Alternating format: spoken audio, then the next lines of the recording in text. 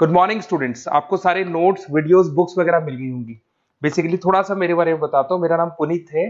MBA का classes लेता हूँ। 2006 से पढ़ा रहा हूँ। 20 इयर्स का मेरे को एक्सपीरियंस है। वीजू, Poornima, JECRC, Arya, ILM, IRM, IPS business school सब में मैं जा रहा हूँ और एज अ गेस्ट फैकल्टी पढ़ा रहा हूँ। और इवनिंग में मेरा क्लासेस चलता है, ऑनलाइन ऑफलाइन रिकॉर्डेड, तीनों मोड पे क्लासेस चलता है। उसके अलावा एक टॉप कॉलेज है एमबीए का, आईएम अहमदाबाद, वहां मैं बच्चों को हर साल लेके जाता हूँ। मुंबई में एआई यूनिवर्सल, यहाँ पे गेस्ट पढ़ा रहा हूँ मैं। जेईसीआरसी में पढ़ा रहा हूँ, आर्या कॉलेज में पढ़ा रहा हूँ। इन कॉलेजेस में मैं पढ़ा रहा हूँ। देखिए, राइटर भी हूँ। 2008 से मैंने बुक्स वगैरह लिखना स्टार्ट कर दिया था। यूट्यूब पे सारे वीडियोस मिल जाएंगे, रिकॉर्डेड लाइव लेक्चर सब कुछ मिल जाएंगे। बस एक छोटा सा इंपॉर्टेंट डिस्कशन आप लोगों से करना था। एमबीए आप कहीं से भी करें, थोड़ा सा मेरे से आप डिस्कस करके अगर आप एमबीए ज्वाइन करते हैं तो आप थोड़ा सेफर मोड में रहेंगे। उसका रीजन बताता हूँ क्यों। क्योंकि मेरे को जो एक्सपीरियंस है ना 20 इयर्स का, एमबीए में प्लेसमेंट होगा कि नहीं होगा, कॉलेजेस कैसे पढ़ाते हैं, क्या उनका प्लेसमेंट स्ट्रक्चर है, क्या इंटरनल एक्सटर्नल इन्फॉर्मेशन है, मेन चीज अंदर क्या चल रहा है उनके। क्योंकि मैं तो रेगुलर कॉलेजेस में जा रहा हूँ तो मेरे को पता है कौन से कॉलेज में क्या चल रहा है। तो आप मेरे से थोड़ा सा एडवाइस लेके अगर आप एडमिशन लेते हैं तो थोड़ा सा सेफर जोन में रहेंगे। बाकी आपके डिस्टेंस के ऑनलाइन के एडमिशन, मणिपाल हो गया, एमएटी हो गया, ज्ञान विहार हो गया, तो यहाँ भी आपको अवेलेबल हो जाएंगे। तो आप अगर एडमिशन लेते हैं तो प्लीज मेरे से कंसल्ट करना। हो सकता है कि मैं आपको एक बेस्ट कॉलेज बता पाऊं और एक सेफर जोन में लेके जा पाऊं। क्योंकि एडमिशन लेने के बाद बच्चों को लगता है कि यार गलत जगह चले गए। Okay, best of luck. मेरा नंबर आपके पास है। साथ के साथ अगर आपको कोई और क्वेरी चाहिए तो मेरे को व्हाट्सअप करें या कॉल कर सकते हैं। Okay, best of luck. नमस्कार। आज हम एक ऐसे विषय की गहराई में उतर रहे हैं जिससे हम सब सुबह से रात तक कहीं ना कहीं जुड़े रहते हैं, सर्विस सेक्टर। और मजे की बात यह है कि हम शायद इस पे इतना ध्यान भी नहीं देते। हाँ, बिल्कुल। ये हवा की तरह है ना, हर जगह मौजूद है लेकिन अदृश्य है। सुबह की पहली कॉफी से लेकर ऑफिस जाने वाली कैब और रात को देखा जाने वाला कोई भी शो, सब कुछ इसी का तो हिस्सा है। बिल्कुल। और हमारे सामने जो स्रोत हैं वो किसी फैक्ट्री या क्या कहते हैं प्रोडक्ट बनाने वाली कंपनी की बात नहीं कर रहे हैं। नहीं, वे इस सर्विस इंडस्ट्री की उन अनूठी थोड़ी सिर घुमा देने वाली चुनौतियों पर रोशनी डाल रहे हैं जो इसे बिल्कुल अलग बनाती हैं। तो चलिए इसी गुत्थी को सुलझाते हैं कि आखिर एक सर्विस देना किसी सामान को बेचने से इतना अलग और इतना मुश्किल क्यों है। हाँ, देखिए, इसकी जड़ तो प्रोडक्ट के स्वभाव में ही छिपी है। सर्विस कोई चीज नहीं है, ये एक अनुभव है, एक एक्सपीरियंस। हाँ, जब आप एक फोन खरीदते हैं तो आपके हाथ में एक भौतिक वस्तु होती है, लेकिन जब आप किसी कंसल्टेंट की सलाह लेते हैं तो आप क्या खरीदते हैं? एक अनुभव, एक वादा, एक नतीजा। हमारे स्रोत इसी अदृश्य दुनिया की 10 मुख्य संरचनात्मक बाधाओं की बात करते हैं जो इसके हर पहलू पर असर डालती हैं। चलिए तो फिर इस अदृश्य दुनिया के पहले नियम से ही शुरू करते हैं। स्रोत में पहला ही शब्द है अमूर्तता, इंटेंजिबिलिटी। हाँ, सुनने में ये थोड़ा किताबी लगता है, पर इसका असल जिंदगी में क्या मतलब है? इसका मतलब बहुत सीधा है, लेकिन इसके जो नतीजे हैं वो बहुत गहरे हैं। मतलब ये कि आप खरीदने से पहले किसी सेवा को देख नहीं सकते, छू नहीं सकते, आजमा नहीं सकते। वो फिजिकली मौजूद ही नहीं है।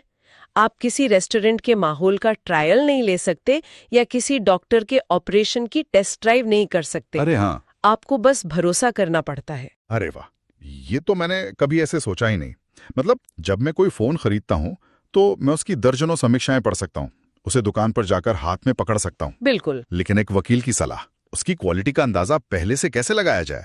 आप बस उम्मीद करते हैं कि वो अच्छा होगा, है ना? हाँ, क्योंकि आप उस सलाह को खरीदने से पहले इस्तेमाल नहीं कर सकते। और यहीं से सर्विस बिजनेस की पहली और शायद सबसे बड़ी चुनौती पैदा होती है। बिल्कुल। अगर ग्राहक क्वालिटी को पहले से जांच नहीं सकता तो वो किस आधार पर फैसला लेगा? यहीं पर उस कंपनी की प्रतिष्ठा, लोगों के मुंह से निकली बात, वर्ड ऑफ माउथ। हाँ, और ऑनलाइन रिव्यूज जैसी चीजें इतनी ज्यादा जरूरी हो जाती हैं। ये उस अदृश्य चीज को थोड़ा दृश्य बनाने की कोशिश है। एक मिनट, तो अगर कोई चीज दिखती ही नहीं तो उसकी कीमत कैसे तय होती है? ये तो और भी बड़ा सवाल है। हाँ, स्रोत कहते हैं कि ग्राहक भौतिक विशेषताओं के बजाय मूल्य वैल्यू का आकलन करते हैं। इसका क्या मतलब हुआ? इसका मतलब ये है कि कीमत इस बात पर नहीं टिकी है कि सर्विस देने में लागत कितनी आई, अच्छा, बल्कि इस बात पर कि ग्राहक को उससे कितना फायदा महसूस हो रहा है। महसूस हो रहा है। हाँ, एक 5 सितारा होटल में कॉफी की कीमत सिर्फ कॉफी बीन्स और दूध की नहीं होती, वो उस माहौल, उस आराम, उस स्टेटस और उस अनुभव की कीमत होती है। ये तो बहुत ही सब्जेक्टिव है। मतलब एक ही सर्विस के लिए दो लोग बिल्कुल अलग कीमत देने को तैयार हो सकते हैं। हो सकते हैं। क्या इसीलिए रेस्टोरेंट में माहौल और इंटीरियर जैसी चीजों पर इतना खर्च किया जाता है, ताकि वो फायदे का महसूस बढ़ाया जा सके? बिल्कुल सही पकड़ा आपने। वो सिर्फ खाना नहीं बेच रहे, वो एक पूरा पैकेज बेच रहे हैं। अब इसी से जुड़ी एक और चुनौती है जो समय से जुड़ी है, नाशवानता, पेरिशेबिलिटी। नाशवान, ये सुनने में थोड़ा अजीब है, जैसे फल या सब्जी सड़ जाती है वैसे। कुछ वैसा ही समझिए। इसका मतलब है कि सेवाओं को आप स्टोर करके नहीं रख सकते। स्टोर नहीं कर सकते। सबसे अच्छा उदाहरण एक हवाई जहाज की खाली सीट है। अगर दिल्ली से मुंबई जाने वाली फ्लाइट में 10 सीटें खाली रह गईं, तो एयरलाइन उन 10 सीटों की कमाई को कल के लिए बचाकर नहीं रख सकती। वो तो गई। वो मौका हमेशा के लिए खत्म हो गया। तो असल में सर्विस सेक्टर की हर कंपनी समय के खिलाफ एक दौड़ में है। सही बात है। उनका प्रोडक्ट यानी समय और कौशल हर गुजरते सेकंड के साथ खत्म हो रहा है। वे उसे रोक नहीं सकते, सिर्फ बेच सकते हैं। वाह, ये तो डिमांड और सप्लाई को बैलेंस करने की एक बहुत बड़ी चुनौती है। आप ना तो ज्यादा सर्विस बनाकर रख सकते हैं और ना ही कम पड़ने पर कहीं से ला सकते हैं। बिल्कुल। लेकिन ये चुनौती तब और भी मुश्किल हो जाती होगी जब आप याद करते हैं कि सर्विस कोई मशीन नहीं बल्कि इंसान देते हैं। और यहीं से हम सर्विस सेक्टर के दिल में उतरते हैं, मानवीय तत्व, ह्यूमन एलिमेंट। स्रोत इसे अस्थिरता कहते हैं, इनकंसिस्टेंट सर्विस क्वालिटी। क्योंकि सेवाएं इंसानों द्वारा दी जाती हैं और इंसान वो मशीन नहीं होते। उनका मूड बदलता है, उनकी एनर्जी बदलती है, उनकी निजी जिंदगी का असर उनके काम पर पड़ता है। मुझे याद है, मैं एक बार अपने पसंदीदा कॉफी शॉप गया और जो बरिस्ता था उसका मूड बहुत खराब था। अच्छा। कॉफी वही थी, जगह वही थी, लेकिन मेरा पूरा एक्सपीरियंस ही खराब हो गया। उस दिन मुझे समझ आया कि मैं सिर्फ कॉफी नहीं बल्कि उस खुशनुमा माहौल के भी पैसे दे रहा था जो उस दिन गायब था। एक इंसान के मूड ने पूरे प्रोडक्ट को बदल दिया। ये एक बेहतरीन उदाहरण है और ये सीधे तौर पर कर्मचारियों पर उच्च निर्भरता, मतलब हाई डिपेंडेंस ऑन एम्प्लॉइज को दिखाता है। हाँ। कई मामलों में एक कर्मचारी ही सर्विस होता है, एक शिक्षक, एक डॉक्टर, एक हेयर स्टाइलिस्ट। उनका प्रदर्शन, उनका व्यवहार, उनका कौशल ही सीधे ग्राहक की संतुष्टि को तय करता है। मतलब कंपनी कितनी भी ट्रेनिंग दे दे। हाँ, एक अच्छी कंपनी अपने कर्मचारियों को बेहतरीन ट्रेनिंग दे सकती है, लेकिन वो हर बातचीत, हर एक स्थिति को कंट्रोल नहीं कर सकती। लेकिन रुकिए, कहानी में एक और मोड़ है। क्या? स्रोत कहते हैं कि इसमें सिर्फ कर्मचारी की ही भूमिका नहीं है बल्कि कस्टमर पार्टिसिपेशन, मतलब ग्राहक की भागीदारी भी उतनी ही जरूरी है। हाँ, ये बहुत दिलचस्प पॉइंट है। मतलब हम यानी ग्राहक भी इस प्रक्रिया का एक हिस्सा हैं। ये कैसे काम करता है? इसे ऐसे समझिए कि सर्विस एक तरह की को क्रिएटेड प्रोसेस है, सह निर्मित प्रक्रिया। हाँ, ये कोई वन वे स्ट्रीट नहीं है। एक शिक्षक कितनी भी अच्छी सेवा दे, कितना भी अच्छा पढ़ाए, लेकिन अगर छात्र का ध्यान नहीं है, वो सहयोग नहीं कर रहा, तो सीखने का नतीजा क्या होगा? शून्य। इसी तरह एक डॉक्टर मरीज से सवाल पूछता है और अगर मरीज अपनी तकलीफ ठीक से नहीं बता पाता, तो सही इलाज मुश्किल हो जाता है। मतलब एक तरफ कर्मचारी का व्यवहार है जो बदल सकता है और दूसरी तरफ ग्राहक का मूड और सहयोग है जो बदल सकता है। ये तो डबल रिस्क जैसा है। बिल्कुल। आप किसी को भी पूरी तरह से कंट्रोल नहीं कर सकते। और इन सब के ऊपर हम ग्राहकों की उम्मीदें, कस्टमर एक्सपेक्टेशंस, वो तो आसमान छू रही हैं। हाँ। हमें सब कुछ तेज चाहिए, सस्ता चाहिए और एकदम परफेक्ट चाहिए। बिल्कुल।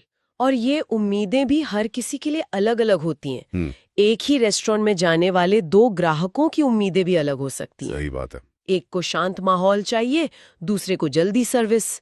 इन विविध और लगातार बढ़ती हुई उम्मीदों को एक साथ पूरा करना अपने आप में एक बहुत बड़ी चुनौती है। इन सभी मानवीय पहलुओं के अलावा सिस्टम और प्रक्रियाओं की भी अपनी चुनौतियां हैं। स्रोत मानकीकरण में कठिनाई, डिफिकल्टी इन स्टैंडर्डाइजेशन का जिक्र करते हैं। इसका क्या मतलब है? मानकीकरण का मतलब है हर बार एक जैसा उत्पाद या सेवा देना। अच्छा। एक फैक्ट्री हजारों एक जैसी कारें या फोन बना सकती हैं। हर यूनिट लगभग 100% एक जैसी होती है, लेकिन आप सेवाओं का इस तरह मानकीकरण नहीं कर सकते। लेकिन क्या मानकीकरण हमेशा अच्छा होता है? जब मैं डॉक्टर के पास जाता हूं तो मैं नहीं चाहता कि मुझे कोई स्टैंडर्ड जवाब मिले। मैं चाहता हूं कि वो मेरी समस्याओं को समझकर एक कस्टमाइज्ड समाधान दे। हाँ। तो क्या ये चुनौती असल में सर्विस सेक्टर की एक ताकत नहीं है? ये एक शानदार सवाल है और आप बिल्कुल सही हैं। यही अनुकूलन या कस्टमाइजेशन सेवाओं की सबसे बड़ी ताकत है। हाँ, लेकिन ये सबसे बड़ी जटिलता भी है, क्योंकि हर बार जब आप प्रक्रिया को किसी ग्राहक के लिए बदलते हैं तो गलती की गुंजाइश भी बढ़ जाती है और लागत भी। अच्छा, एक मानकीकृत प्रक्रिया को नियंत्रित करना आसान होता है, लेकिन एक अनुकूलित सेवा को लगातार अच्छी क्वालिटी के साथ देना बहुत मुश्किल। संतुलन साधना ही असली कला है। और इसी जटिलता में एक और परत जुड़ जाती है मांग में उतार चढ़ाव, डिमांड फ्लक्चुएशंस। हाँ, हमने नाशवानता के बारे में बात की थी कि आप सेवाओं को स्टोर नहीं कर सकते।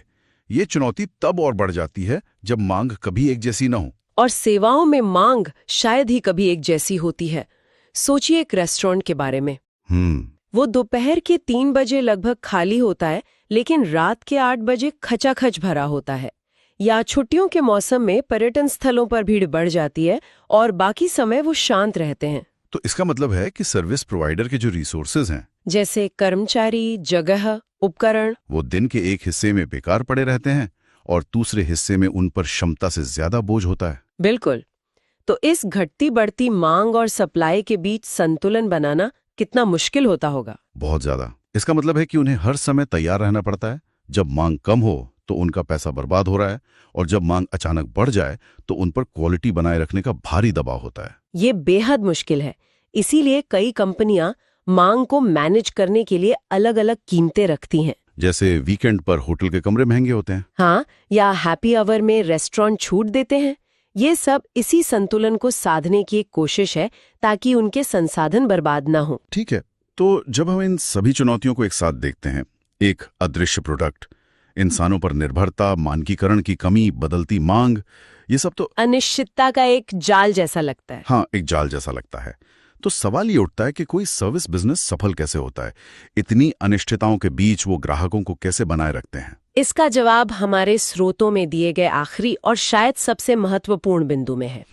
इन सभी चुनौतियों का तोड़ एक ही शब्द में है: विश्वास का निर्माण, बिल्डिंग ट्रस्ट।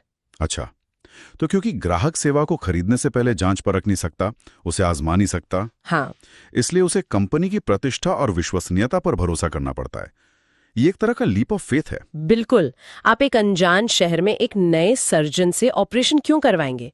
शायद इसलिए क्योंकि उस हॉस्पिटल की प्रतिष्ठा अच्छी है, या किसी ने रेकमेंड किया है, या आपकी किसी जानने वाले ने उसकी सलाह दी है। आपने सर्जन के कौशल को अपनी आंखों से देखा नहीं है, लेकिन आप उसके प्रतिष्ठा पर विश्वास कर रहे हैं। सही बात है। यही विश्वास उस सारी अनिश्चितता के डर को कम कर देता है। तो क्या इसका मतलब ये है कि एक सर्विस कंपनी के लिए उसकी ब्रांड इमेज, उसकी साख ही उसका सबसे बड़ा एसेट है? हाँ, किसी भी बिल्डिंग या मशीनरी से ज्यादा कीमती? निस्संदेह। प्रतिष्ठा और भरोसा ही वो गोंद है जो इस पूरे अनिश्चित सिस्टम को एक साथ जोड़कर रखता है। जब एक ग्राहक किसी सर्विस प्रोवाइडर पर भरोसा करता है तो वो इन सारी छोटी मोटी गड़बड़ियों को नजरअंदाज करने के लिए तैयार हो जाता है। अच्छा, वो मानता है कि अगर कुछ गलत हुआ भी तो ये कंपनी उसे ठीक कर देगी। ग्राहक का विश्वास जीतना ही इन सभी संरचनात्मक बाधाओं को पार करने का सबसे कारगर तरीका है। तो आज की इस पूरी चर्चा का निचोड़ क्या है? ये साफ है कि सर्विस सेक्टर सिर्फ कोई सेवा बेचने के बारे में नहीं है। नहीं, बिल्कुल नहीं। पालने और सबसे बढ़कर विश्वास की एक मजबूत नींव बनाने के बारे में है। आपने इसे खूबसूरती से सारांशित किया। ये हर स्तर पर अनिश्चितता को मैनेज करने की कला है, ग्राहक के मूड से लेकर कर्मचारी के प्रदर्शन और मांग के उतार चढ़ाव तक। ये एक ऐसा क्षेत्र है जहां मानवीय स्पर्श और प्रक्रियात्मक दक्षता दोनों का संतुलन साधना पड़ता है। जो कंपनियां इस कला में महारत हासिल कर लेती हैं, वही लंबी रेस में सफल होती हैं। ये सब एक दिलचस्प सवाल खड़ा करता है। क्या? जैसे जैसे एआई और ऑटोमेशन सर्विस इंडस्ट्री में अपनी जगह बना रहे हैं, इनमें से कौन सी इंसानी चुनौतियां हल हो जाएंगी और कौन सी शायद और भी जटिल हो जाएंगी? ये आज के दौर का सबसे बड़ा सवाल है। ऑटोमेशन जो है वो मानकीकरण और अस्थिरता की समस्या को कुछ हद तक हल कर सकता है। हाँ, ये तो है। एक चैटबॉट का मूड कभी खराब नहीं होता, वो हर बार एक जैसा जवाब दे सकता है। लेकिन क्या एक एआई सच में ग्राहक के गुस्से या निराशा की बारीकियों को समझकर उसे संभाल सकता है? ये एक बड़ा सवाल है। या फिर मानकीकरण पर उसका जोर एक व्यक्तिगत और मानवीय स्पर्श की हमारी उम्मीद से टकराएगा? और सबसे बड़ा सवाल, क्या विश्वास, क्या वो पूरी तरह से एक एल्गोरिदम पर बनाया जा सकता है? ये सोचने वाली बात है।